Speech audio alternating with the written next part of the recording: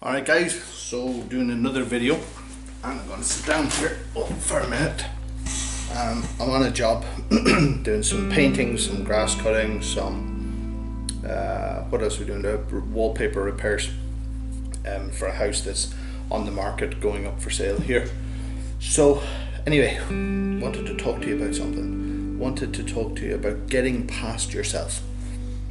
Might seem like an odd topic, but most of you probably have come across different conversations, different talks or discussions about it, but it's something that I was thinking about myself, and I was thinking about it in terms of where my own mentality is and my own obstacles that I tend to face.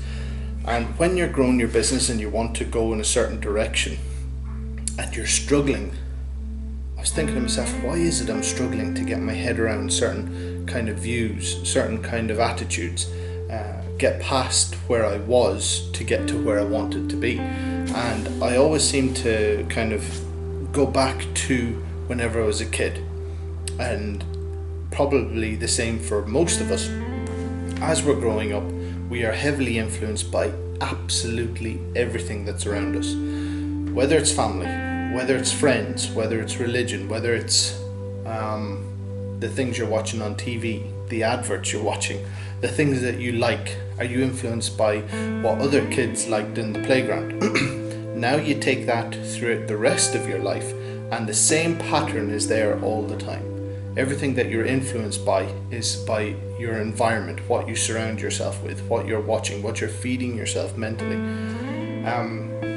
And you know, in terms of where I was to get to where I wanted to be, I was struggling. And you know, I kind of had to break down psychologically, what is my mental barrier? Why do I perceive this? Why do I perceive that? So the purpose of talking about this is because if you have got your own business and you're trying to grow it and you're finding it difficult to kind of branch out or broaden your horizons or add diversification to your business, if you're struggling to adapt to a new way of thinking or a new kind of trend that's socially acceptable. To give you an example, I hate social media. I like the aspect of being able to connect with people, but I absolutely hate the fact that it takes so much time.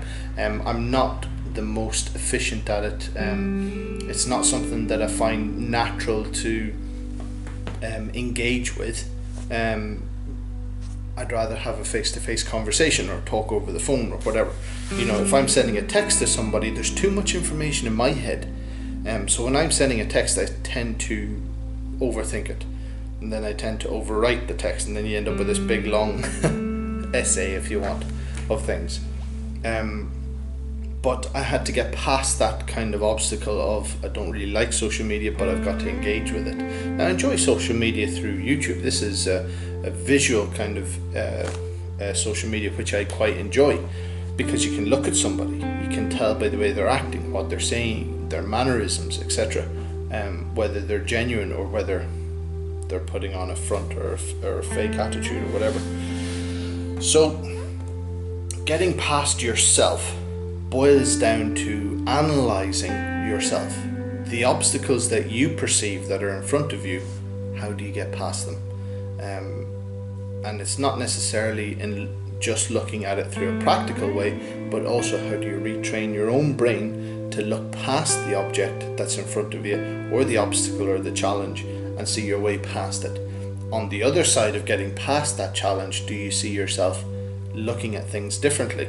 That's kind of life in general. As we get older, we kind of think one thing, experience it, have a different reality afterwards, and our perception changes. We get older, we get wiser, etc. But how do you try and do that before you get to your challenge? You know, instead of kind of looking back on it thinking I should have done this or I should have done that, or I've learnt all of them through the mistakes, use the experience that you've had in the past, getting past your challenges, to use it for the future ones. So when it comes to your business, trying to change attitudes or diversification, etc., can take quite a while. It can take quite a bit of thought provoking analysing of your own mental state or mentality. Sorry, tripping over the words here. And I wanted to share that with you. And the reason why I wanted to share it and speak those kind of words about it is because it's something that I went through, or it's something that I go through. Everything that I perceive as a challenge or an obstacle, I struggle to see, right, okay, stop, analyze how I'm looking at it. Am I looking at it different than the way I should? Is there a different way? Is there a better way of looking at it? Is there a better way of overcoming it? Do I have to change something about how I analyze things on a permanent basis, not just in terms of dealing with one thing or another, but in general? And I think that's one of the things that that I go through, is constantly analyzing how I think about things.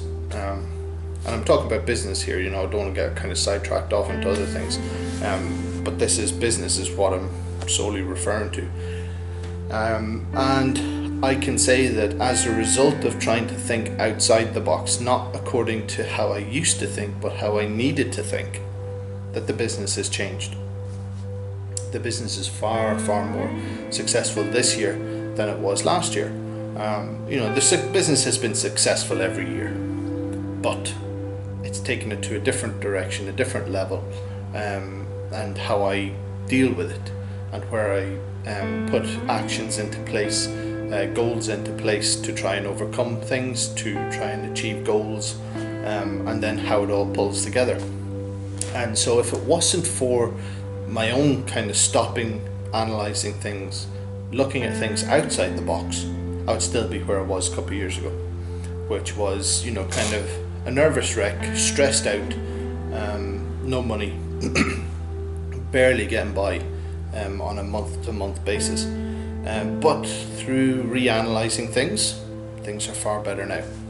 I put some money in the business this year, as most of you know, and what I ended up doing was, I thought to myself, right, I'll build an office. I think I mentioned this in another video, but I built an office because it needed to prioritise. Did I need a newer van, or did I need an office to be able to work on things for the business, outside the box kind of thing? So I stuck to it. My inclination was to get a new van. I would have loved a new van, but I built the office, and that was a good thing.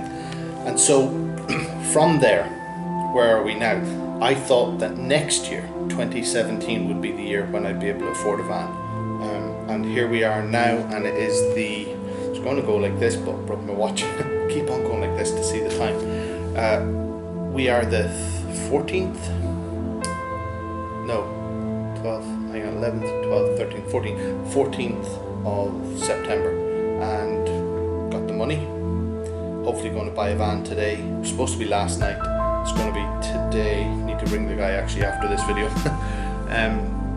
And just kind of have a chat with him, see what the story is if the van's in, and then hopefully we'll be able to get a new van today, 2016 September. Thought it was going to be October, November, came a bit even sooner, September. And off the back of that, I've also got some new equipment. It's going to be DIY, a DIY system that I build in the van, but for window cleaning. But I'm kind of going to assemble it with other components from another system from somebody else. And one thing that I'm really excited about getting is a hot water system fitted. So I'm going to be doing this myself, and it's all going to be trial and error. I'm still not at the place where I can afford to just go, right, send the van off to somebody else and they can pay, they can fit it and paint it and fit it out and whatever. Still need to do that myself. I enjoy that aspect of things. I don't think that if I had the money, I would necessarily always pay for somebody else to do it, because it is something that I quite enjoy. But when it's a necessity, sometimes it can be a bit more stressful because you have to do it. It's not something that you want to do. It's like working on a car. If you've got a classic car in the driveway and it's a hobby and it's your kind of precious item that you have, working on it can be a joy. It can be something enjoyable and relaxing and rewarding. But if you've got a van in the driveway and you need to change the brake pads because the brake pads are, it's just another it's just another chore to deal with. So that's kind of, I enjoy that type of thing with the business, so I'm going to probably do that myself, and that's probably going to be over the next week or so. I know I keep on shifting my eyes away from the camera here, but thought I would share my thoughts on it. To get to where I was now is a very different place to where I was a couple of years ago, and The biggest obstacle I had from there to here, and I'm not saying by any means that I made it. I've just got past some of the harder points, and I've kind of stepped up the game and reached a different level.